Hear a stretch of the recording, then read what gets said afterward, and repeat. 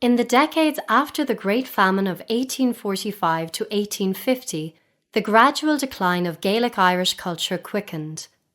This was caused by mass emigration, poverty, and the spread of English influence.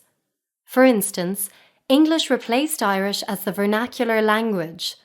In the late 1800s, interest grew in cultural nationalism.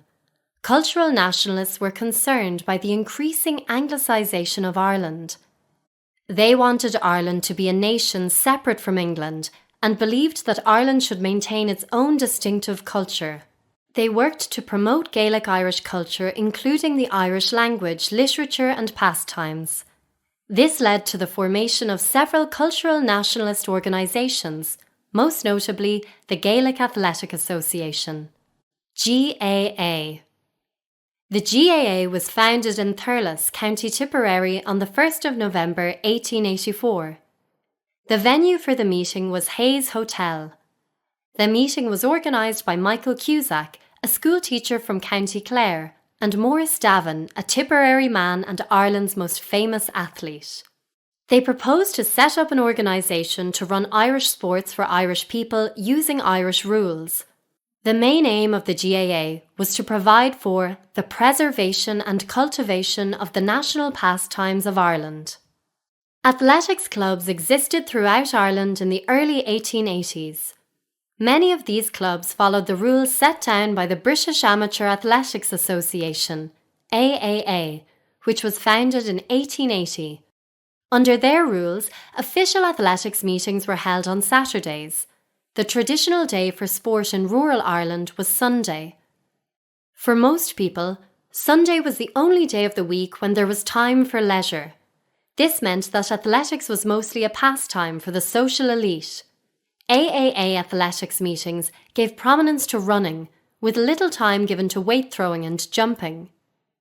Cusack and Davin wanted to reorganise athletics so that common people could participate in greater numbers. They wanted athletics meetings to be held on Sundays. Also, they wanted weight throwing and jumping to be given greater prominence. As a result of British influence, various forms of football, including soccer and rugby, existed in Ireland. Cusack and Davin wanted to develop an Irish version of football, called Gaelic football. Hurling is a sport that can be traced back to ancient Ireland. It was played widely in the 1700s, thanks largely to Protestant landlords. They sponsored games and provided prize money to winning teams. The games gave landlords the opportunity for gambling, which was popular among the rich. After the 1798 rebellion and the 1800 Act of Union, the Anglican elite became increasingly isolated from the wider population. The practice of playing hurling for money fell away. Hurling suffered a further decline as a result of the Great Famine. Despite this, hurling survived in parts of Ireland, particularly in counties Tipperary, Galway and Cork.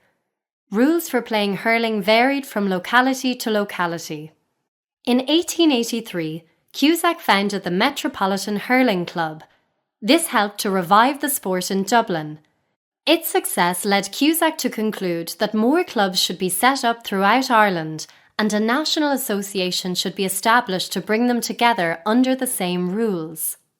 Other noteworthy sports that were popular in 19th century Ireland were cricket, tennis and rowing. Like soccer and rugby, they were mostly played by the middle and upper classes. In January 1885, the GAA published its first set of rules for hurling and Gaelic football. For example, games were 21 players a side.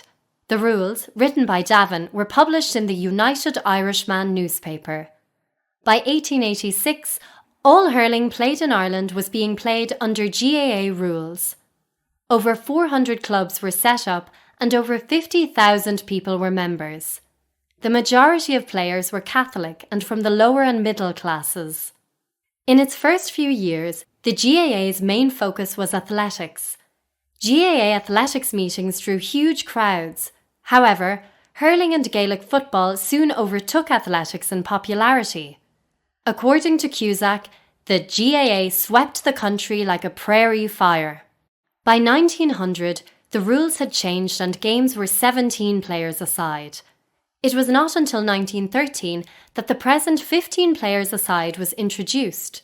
Less players meant more space on the pitch and more time for skills to be displayed. This made the game more attractive for spectators. In 1914, Dick Fitzgerald, captain of the Kerry football team, published a book called How to Play Gaelic Football. This book explained how the skills of catching and kicking could be improved. It also highlighted the importance of physical fitness, skills-based drills, and practice games. It was the first book of its kind, and it became a manual for how to become a top team. The GAA established a parish structure. Clubs were set up in every parish in the country. This ensured that the GAA became central to life in every local community. The fact that hurling and Gaelic football were Irish games with Irish rules meant that they were attractive to Irish nationalists.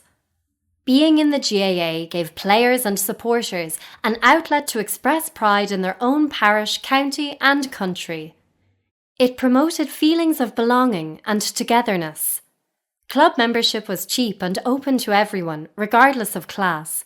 Matches were held on Sundays, allowing people who laboured every other day of the week to participate.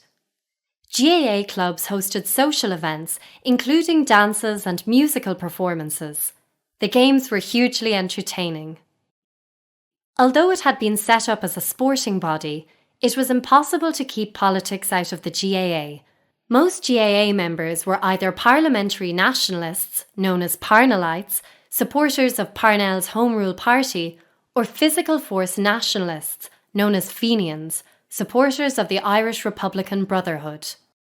By 1887, the more extreme nationalists were asserting a greater influence. The IRB saw the association as a training ground for fit young men who would fight in any future rebellion. At the 1887 Congress, Edward Bennett, an IRB man, was elected president. Davin and his supporters were deeply unhappy. They suggested the election had been rigged.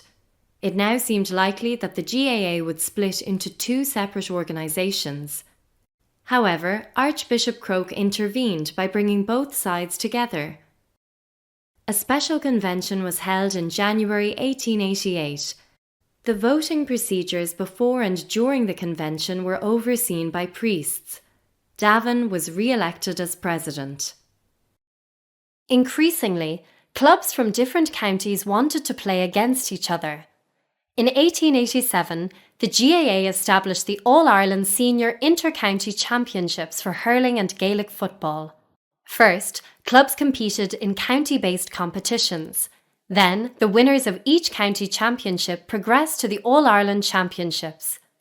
The 1887 Football Championship was won by Commercials of Limerick.